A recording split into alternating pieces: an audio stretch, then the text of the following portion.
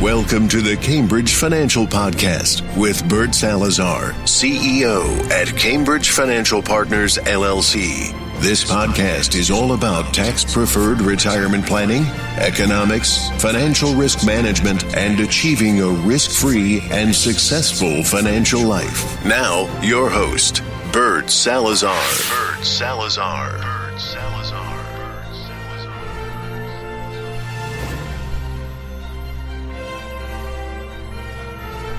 Hey, good day, everyone. Welcome to our podcast. As always, I'm excited to be here with all of you.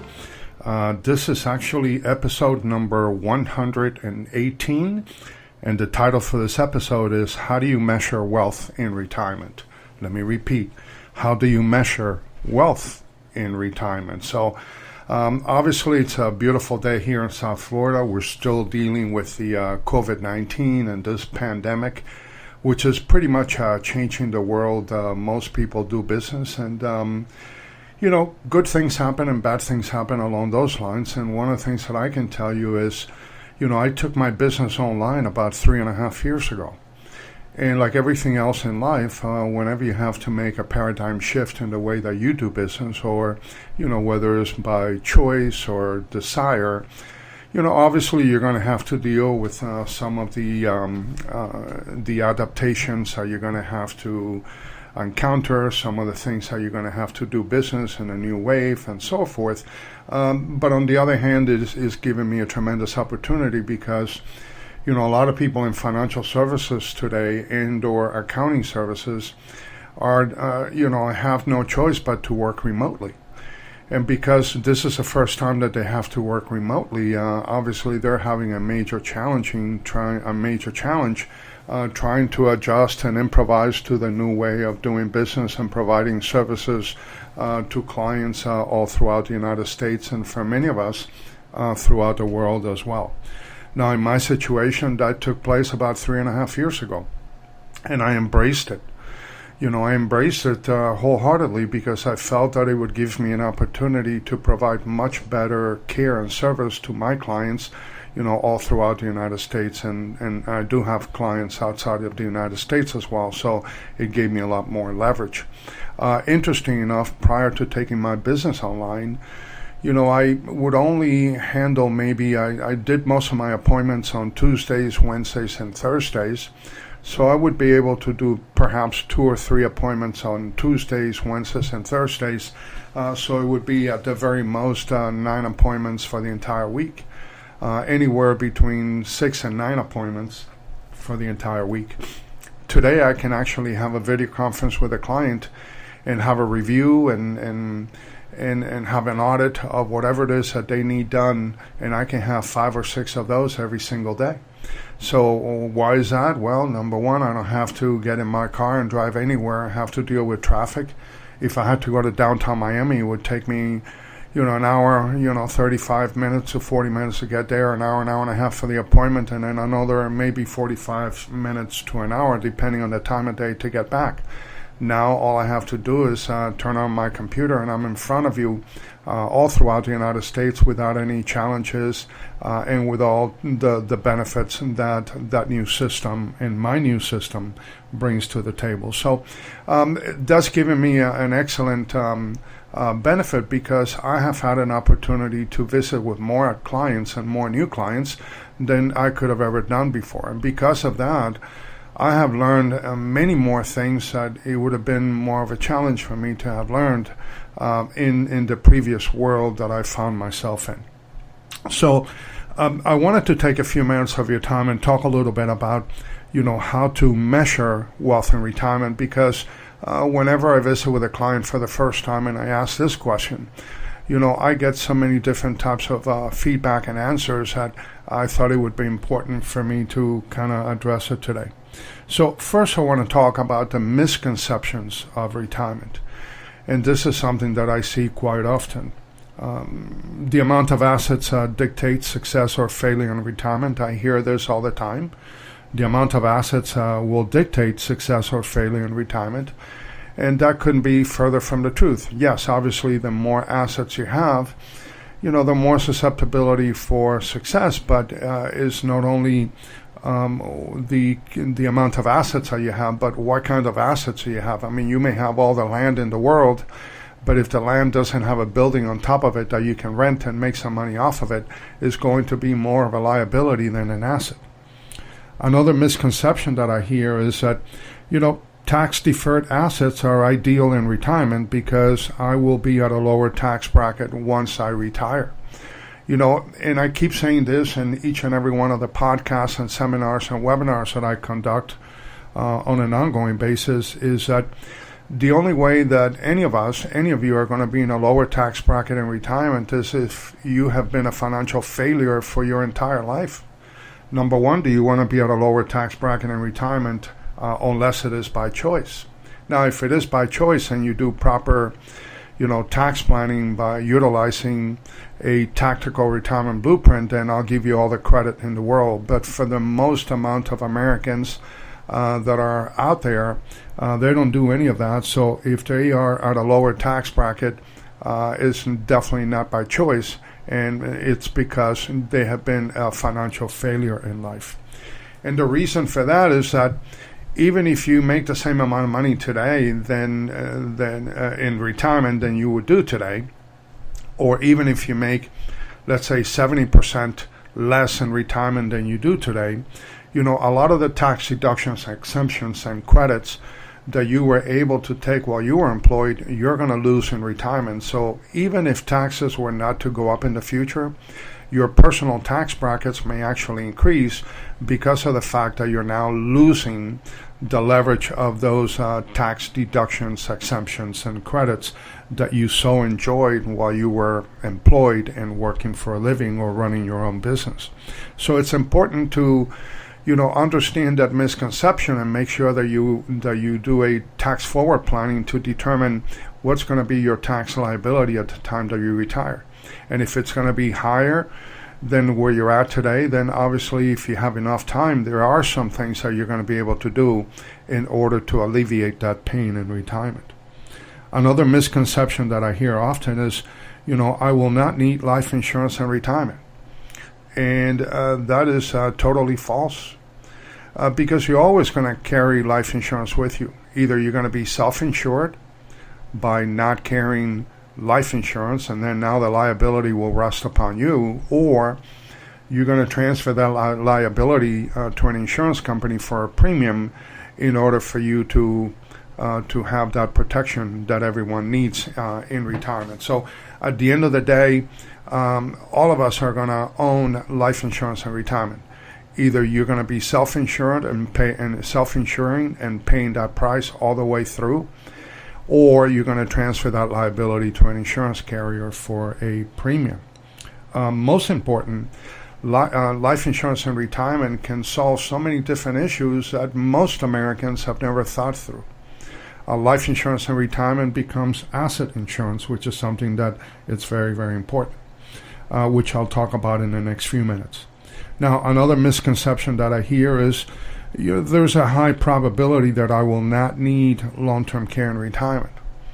Well, that's actually false as well, and you'll know that as well, because 70% of married couples, there is a probability that 70% of married couples age 65 today are going to have a need for long-term care, and that brings about a different world altogether, because you need to talk about the care, who's going to provide the care, what's going to be the cost of the care, where's the care going to be given, and what is the additional impact on assets and the additional pressure on existing retirement assets in order to take care of those additional expenses that come with having a health care liability.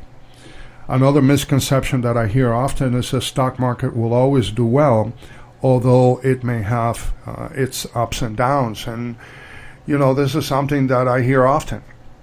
And by the way, since 1900, the Dow, or the stock market, has done an average of 5.05%. So not really that much for the type of risk that we're taking, at least over the past 20 years, where we have had the longest bull market in American history. The Dow has done, and the market has averaged around 4.3%.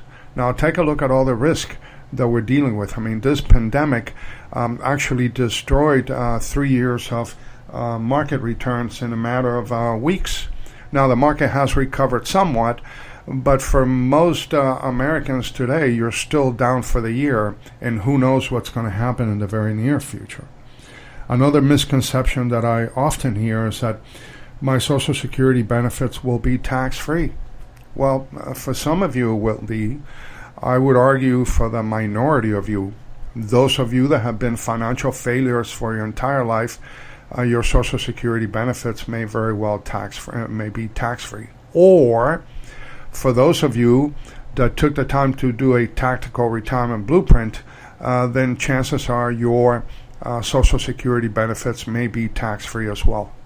But for the vast majority of Americans, they're going to have to pay taxes on their Social Security benefits.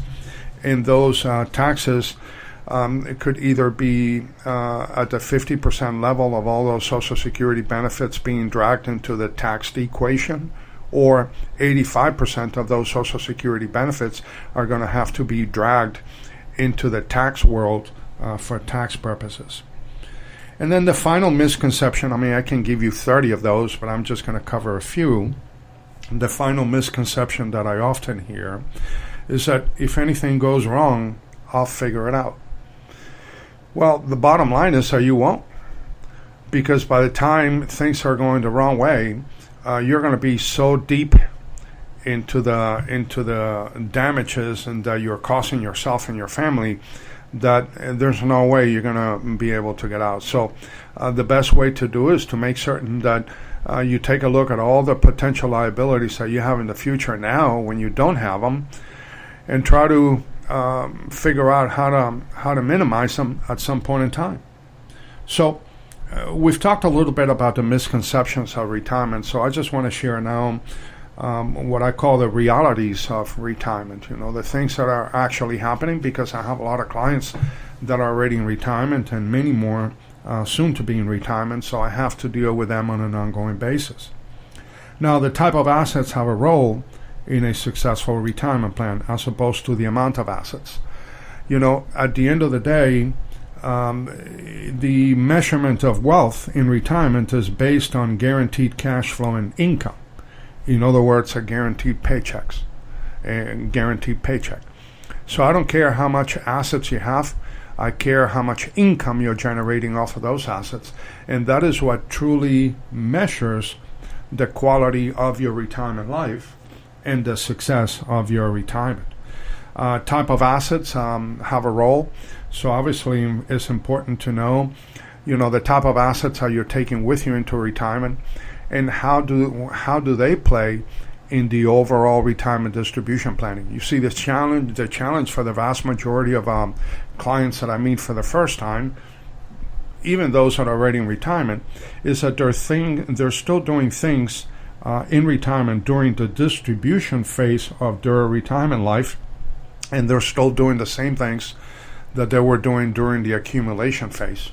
And accumulation and distribution has nothing to do with one another. So unless you've had the ability to make a paradigm shift and start thinking totally different about distribution as opposed to to accumulation, chances are you're not going to have a very successful retirement life. So the true measurement of wealth in retirement is the amount of guaranteed income and the amount of guaranteed paychecks that you have coming to you and your family for the rest of your life. Anything else is just bogus. Anything else is just, icing on the cake, if you want to call it that. But a guaranteed paycheck is the true measure of success and wealth in retirement.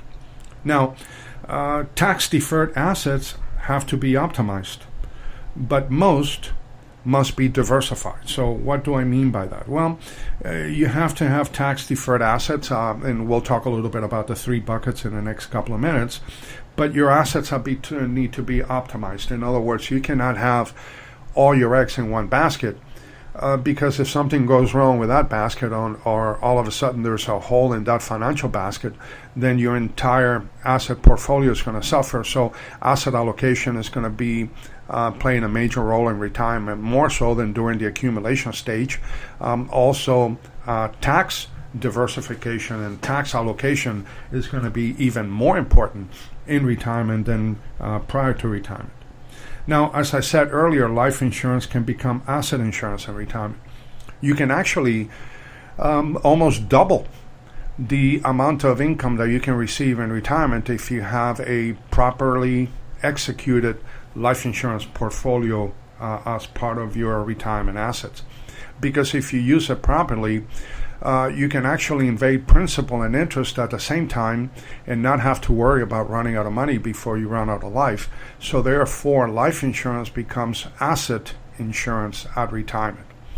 Another major issue is that the vast majority of Americans that I deal with have not saved enough in retirement. And that's one of the reasons why I do, tactical retirement blueprints, because since most Americans have not saved enough, I know most of my clients have not saved enough, then I have to do the very best that I can with the assets that I have to play with.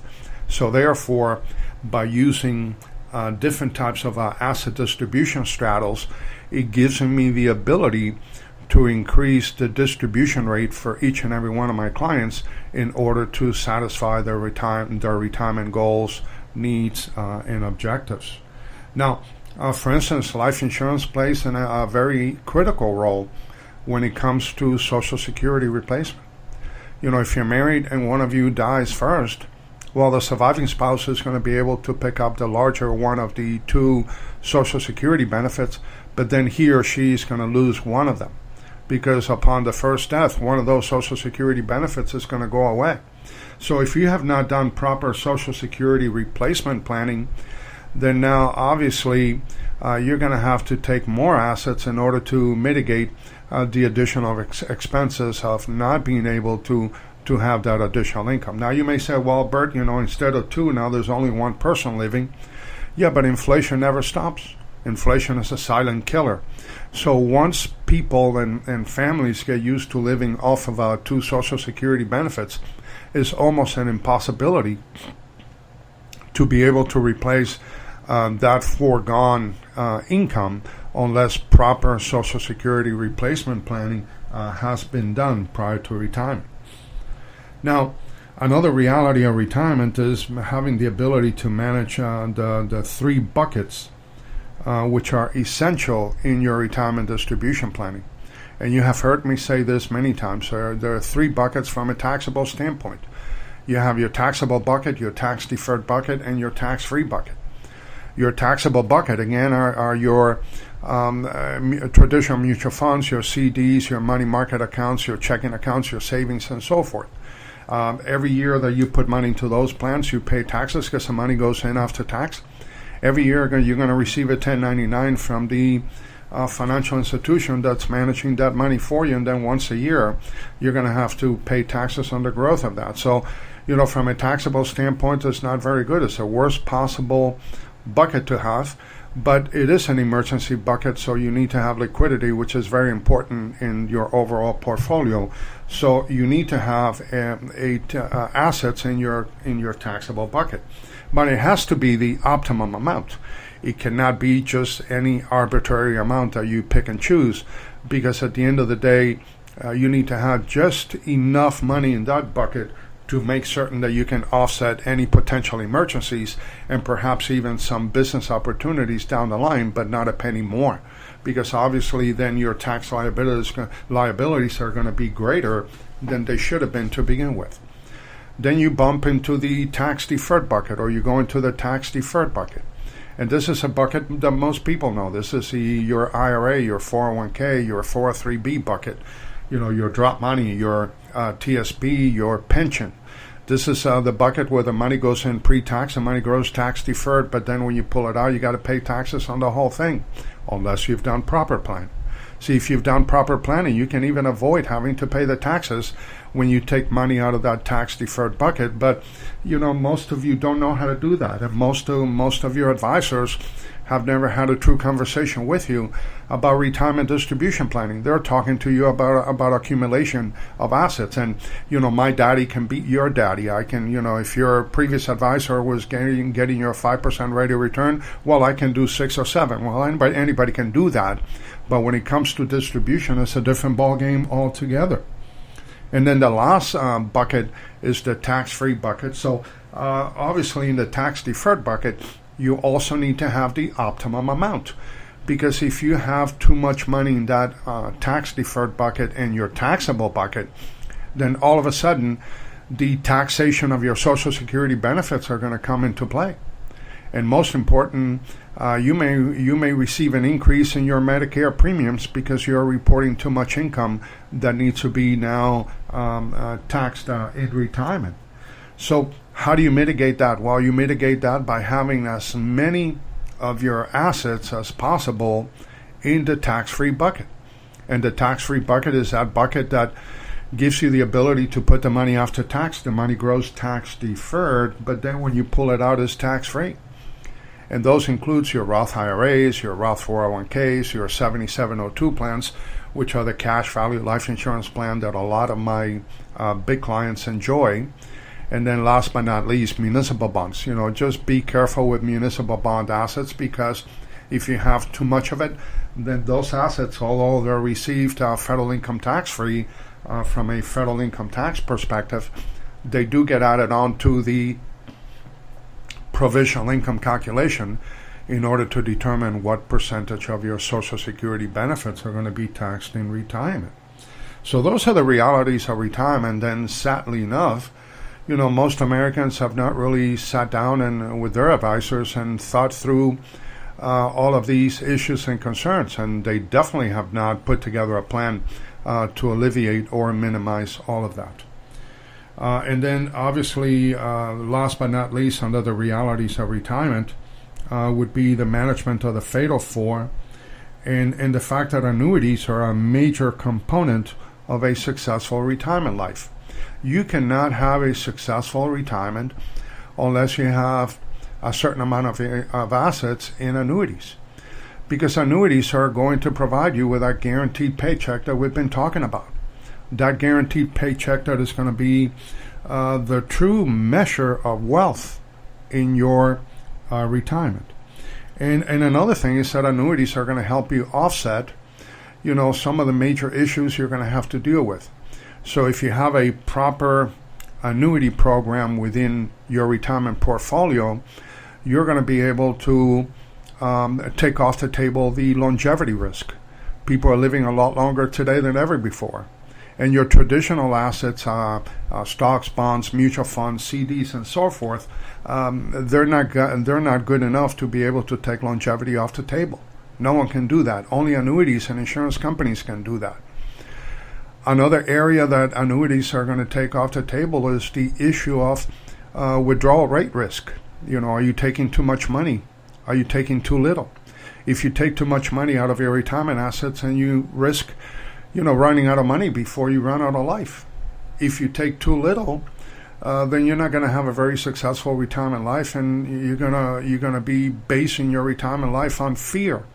And who wants to live in fear in retirement? The third risk, and that annuities are going to help you offset, are going to be the sequencing of return risk. See, you never know what the market is going to do when you retire. You never know. You're never going to know what the stock market is going to do from one year to the next.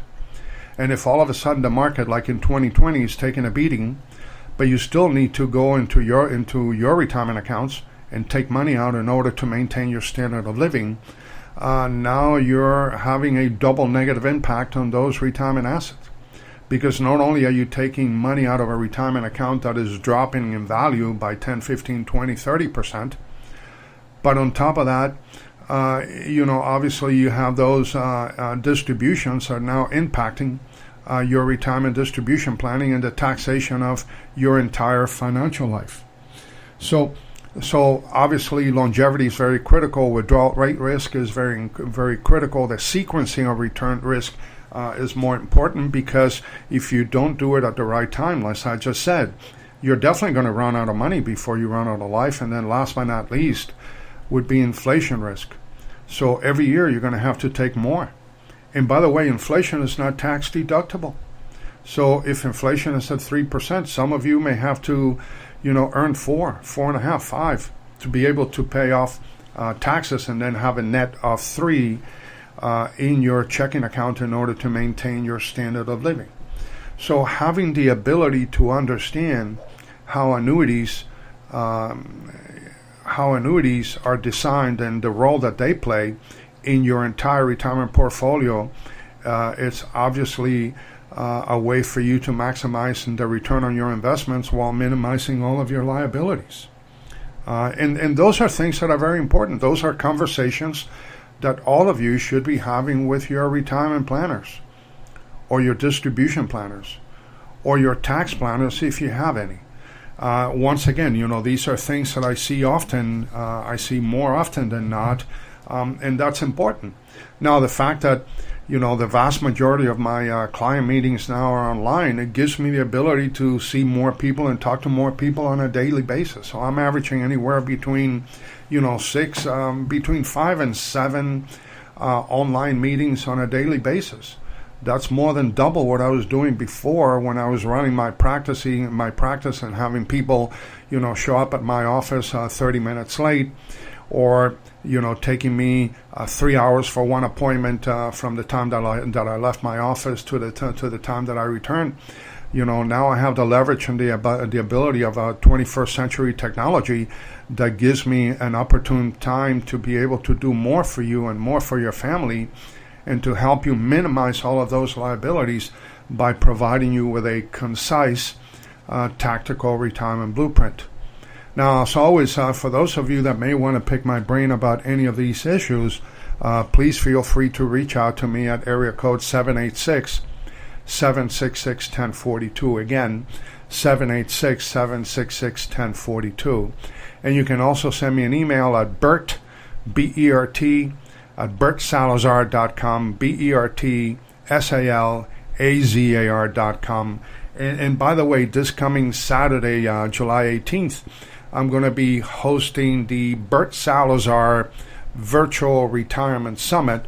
So if any of you is interested, just send me an email or give me a phone call and drop your email address, and I'll go right ahead and send you the invitation. It's going to be this coming Saturday, the 18th at noon, and it's going to be an hour-and-a-half meeting, and I'm going to be talking about a lot of things that are going to open your eyes. It will be a virtual retirement summit, so I'm going to be able to provide a tremendous amount of leverage for the 90 minutes that we would be together in this virtual summit, which is one that I'm doing now, because before I used to invite clients to my office, twice a year to do a retirement summit. Now I do it online. So I'm hoping that some of you are going to take me up on that and reach out to me, and I'll be more than happy to send that invitation your way. Always remember that my goal for each and every one of you every single week is to kind of help you change the way that you see things, because when you change the way that you see things, the things that you see change. So once again, I want to thank you all. You have been tremendous for the last 2.5 years. I cherish the relationship that I have developed with many of you, and I look forward to talking to you next week. Take care, and I'll talk to you soon. Bye-bye.